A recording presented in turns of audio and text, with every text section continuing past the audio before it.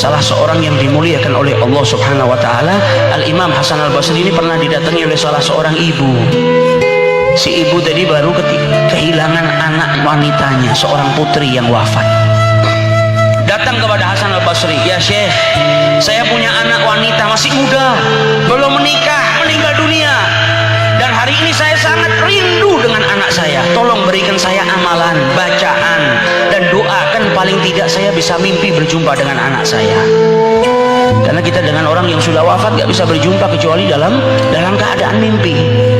Maka Imam Hasan Al-Basri memberikan amalan kepada wanita tersebut. Pulang si ibu ngamalkan, dibaca amalannya tersebut, sampai akhirnya pada suatu malam mimpi berjumpa dengan putrinya. Di dalam mimpi si anak wanita yang wafat tadi dilihat oleh ibunya pakai pakaian yang mengerikan. Pakaian yang mengerikan, pakaiannya orang ahli neraka yang disiksa oleh Allah Subhanahu wa taala. Di lehernya terdapat ikatan yang menakutkan. Bangun dari tidur, si ibu tadi pergi ke rumah Imam Hasan Al-Basri seraya menangis. "Ya Syekh, aku melihat anakku dengan pakaian yang menakutkan, seakan-akan dia disiksa oleh Allah Subhanahu wa taala di neraka jahanam."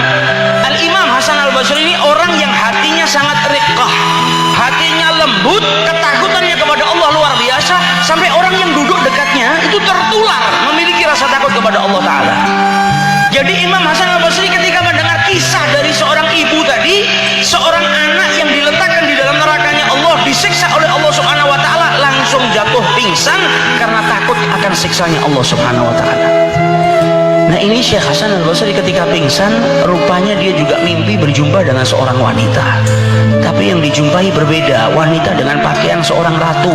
Di kepalanya ada mahkota, ada berliannya, seakan-akan penduduk surganya Allah Subhanahu wa taala.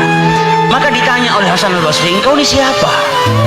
Pakaianmu ini ibarat seorang ratu. Apakah engkau ini penduduk surga yang dimuliakan oleh Allah taala?" Maka dijawab sama wanita tadi, "Aku adalah seorang anak wanita di mana ibuku minta amalan kepadamu agar bisa bermimpi berjumpa denganku." Maka Hasan Al-Basri kaget, "Bukankah ibumu mimpi engkau ini dalam keadaan yang mengerikan, pakaiannya menakutkan dan lain sebagainya?" Maka dijawab oleh wanita tersebut, "Na'am, benar, apa yang dilihat oleh ibuku itu benar. Saya, bukan hanya saya, tapi penduduk kubur yang ada di sekelilingku, sekitar 50 orang lebih yang ada di makam tersebut adalah ahli maksiat. Kami selama hidup di dunia gemar berbuat maksiat. Lisan digunakan untuk menggonjing, lisan digunakan untuk memfitnah, mencaci, memaki, mata kita gunakan untuk memandang yang haram. Taatnya kepada Allah sedikit, maksiatnya banyak. Sehingga ketika kita mati, kita semuanya disiksa oleh Allah Subhanahu wa taala." Sampai pada suatu malam ada orang yang soleh melewati kuburan kami. Ketika lewat, orang soleh tersebut membaca satu salawat kepada Rasulullah Sallallahu Alaihi Wasallam. Namanya kekasih Allah, salawat kepada Rasul Sallallahu Alaihi Wasallam dibaca oleh orang yang lewat di depan makam mereka yang disiksa oleh Allah.